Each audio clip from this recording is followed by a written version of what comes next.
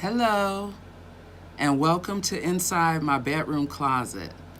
From what I can see, I am streaming live on YouTube for the first time. So I'm going to give a few guests a little time to head on over to the YouTube channel. And when you get to the YouTube channel, make sure you like, subscribe, and share. I'm Lisa, and I will be conducting a sexuality course tonight on the orgasm. So thank you so much for joining me. Give me just a second. I'm going to head over to my YouTube channel just to make sure that everything is streaming. So right now we're live, and we are talking orgasms tonight, as I mentioned. I want to do a little housekeeping and introduce myself to you. Once again, my name is Lisa, and I am inside my bedroom closet. That's actually the name of my business because I felt like people kept their valuables in their closet. They kept their secrets in their closet, and they kept things that were most important to them hidden, like their safe, their money, and things that were essentially important to them. So maybe sometimes their wellness products, right? So inside my bedroom closet, I want to come out of the closet to you as it relates to sex, love, relationships, and health. And I want you to do the same. I want you to ask me questions and be a little candid because I'll have the answers for you, I'm pretty sure. I've been talking sex since 2008, actually. I had a radio show called Sex, Love, Relationships, and it was a syndicated show. So I had an opportunity to talk to all kinds of people from everywhere because everybody talks sex. My motto is sexuality is the nature of humanity. We all got here through sexuality, and that's something that most of us, as we're growing up, we're introduced to it by our peers, by information that's out there in the mainstream. So what I want to do is bring you the educational perspective of sex. So in talking sex tonight, as I mentioned, we're talking about the orgasm, and that seems to be something that's essentially important when we're having sex. But I want you to know that's not the only thing that's important. I want you to think about the person that you're with, whether it's male and female, male, female, whatever floats your boat that makes you feel comfortable. You want to enjoy your sexual lifestyle. So I want to make sure that I introduce topics to you for great sexual health. Now, as I mentioned, for those that are joining me tonight on live, I do have a special surprise for you. Years ago, when I used to be on the radio, I also did poetry. And I was known as a central poet who did spoken word erotically. On my radio show every Thursday night, I did poetry, and I put it to music, I put it in a book, and the book sold really well. What I'm going to do is republish the book, hopefully with some new pieces that you will enjoy. So as I mentioned, because we're talking about orgasms, I wrote this piece for you today. So I want to put on my glasses for just a minute, and I know that ring light comes up, so I will take them off, but I've got some notes, and I make sure that I cover everything that I want to go over tonight in reference to orgasms in my notes. So I'll go through those notes and then have some more information for you, but I want to do a little poetry. And I want you to think about a time when you were experiencing an orgasm. And I don't want you to think that an orgasm is something that you have to experience with someone else. It can be by yourself. So I want you to listen, and in the comments, I want you to tell me what you think. Yeah, I want some feedback. So here we go.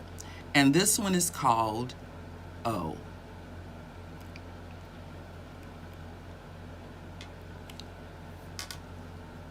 The O. A climb to its peak is well worth the wait, to a place known as a euphoric state, a state of mind and body, whether coupled or alone. Allow your mind and your hands to roam. Your mind goes to a place the eyes cannot see because you are blinded by the mere thought of the ecstasy. The pleasure and the excitement of this journey is the key to unlock the door to your desires and your sensual needs. Reach up and grab one of your fantasies. Catch a rhythm and your body moves like the electric slide as it begins to ferociously dip and glide. Like a lion trying to catch its prey, your body is out of control, so now you must obey. Heavy breathing, body sweating, and blood rushing too. Your body is starting to tremble on your climb to its peak. Oh, oh, oh. Your body echoes from your loins to your lungs, and oh is all you can speak. Discharging your tension in a pool of erotic body fluids is the climax of its ecstasy. Thinking of only your own pleasures is oh so welcoming. It's all consuming and euphoric too. To the big O, I just want to thank you. There you have it. So that is the O. So I definitely want your comments. Let me know what you think. Drop me a line and give me, your thoughts and your feedback. Want to give you a little information about orgasms, as I mentioned. And I'll give you a little history based on the professionals that have studied it. Of course, we all have our opinions of an orgasm. As I mentioned in some of our past sessions where we've communicated in reference to orgasms for women in the studies that I've looked up and the studies that I've had in class, more women have dysfunction, of course, with orgasms than men. You find a few that may relate to stress and erectile dysfunction as well as premature ejaculation. But I'll get to a list of some of the things that they address as far as dysfunctions for women with orgasms, right? So you think about orgasms and, actually orgasms have multiple health benefits because of the hormones that are released into your body when you have an orgasm. And actually, you don't have to have an orgasm from just so much stimulation. Sometimes your mind can put you in that euphoric state where you can become orgasmic as well. We know that there's different types of orgasms when it comes to women because we've discussed the vaginal orgasm, the clitoral orgasm, the G-spot orgasm, and then of course there is orgasmic sensations within the anal cavity, and that is for both men and women. So that's called like the A-spot. Some refer to it as the P-spot. So we've discussed that, and we know that, from our own personal self, what takes us to a point where we can have an orgasm. Now, as I mentioned, the 1 in 4 women may never experience an orgasm.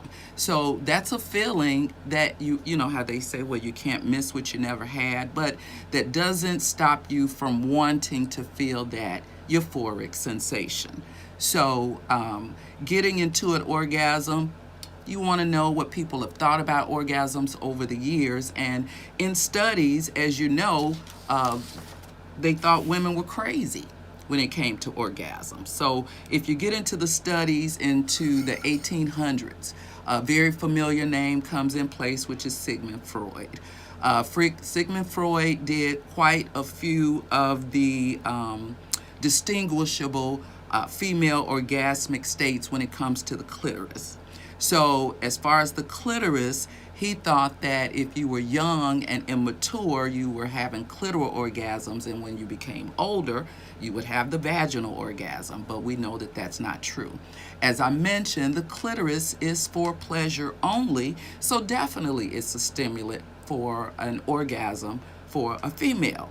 The clitoris includes erectile tissue, which becomes erect, and engorge as you become stimulated, and therefore you are able to have that clitoral orgasm. As far as a vaginal orgasm, I have mentioned that a vaginal orgasm is a clitoral orgasm.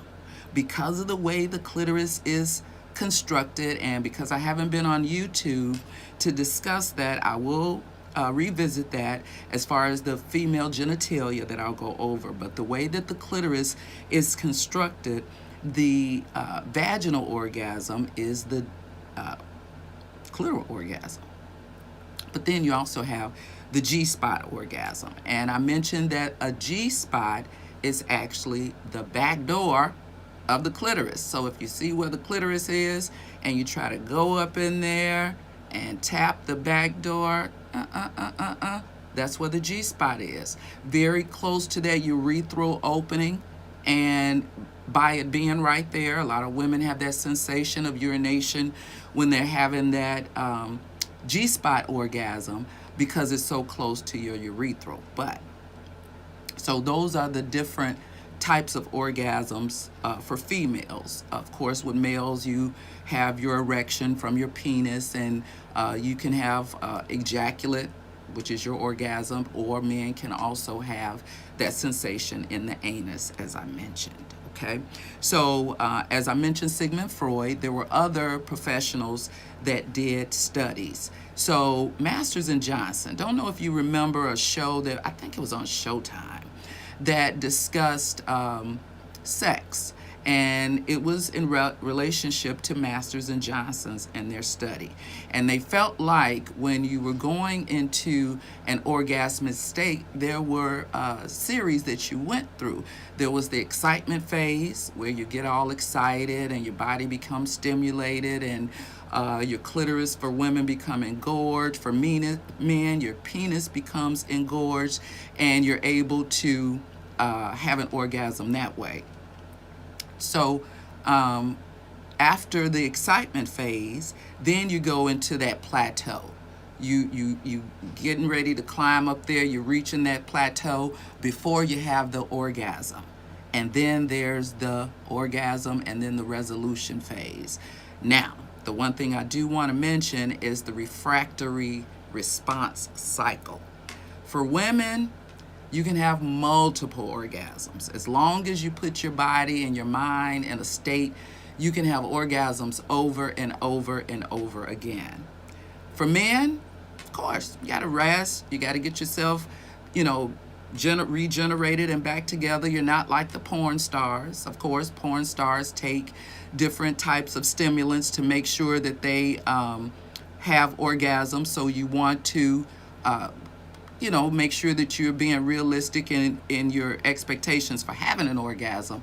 So with men, you have to get yourself back together. With women, you can have one, you can have another, you can have another, you can have another. So your refractory response cycle may be a few minutes, where sometimes a man may be a few hours, may even be a few days based on age. So we know with age, things change. Right? So now that I'm on age. With women, you go through different changes hormonally in your body, and sometimes that changes your orgasmic state as far as trying to have an orgasm. You're having hot flashes and you're already hot, so your body is hot and you're trying to have an orgasm. With men, as you get older, things change. As we know with men, as we talked about the male genitalia, ejaculate comes from the testes, and you have that deep dorsal vein that becomes engorged. The blood rushes to that deep dorsal vein, and you become almost slightly unconscious. From what I understand, I don't have a penis, but with ecstasy, to the point that, when you have an orgasm, it takes a lot out of you. So you have to get yourself back together. Right. So that's one thing to know about orgasm. So there's multiple different types of orgasms, but I want to introduce you to new technology that's coming out. I want to introduce sexual dysfunction in women.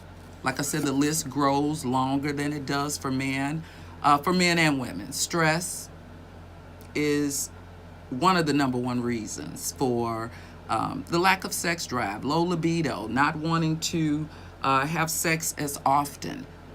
So if you're stressed in your work life and your home life and your business life, if you're a business owner, as I mentioned earlier on my TikTok, if you get a chance to see it, make sure you visit my TikTok.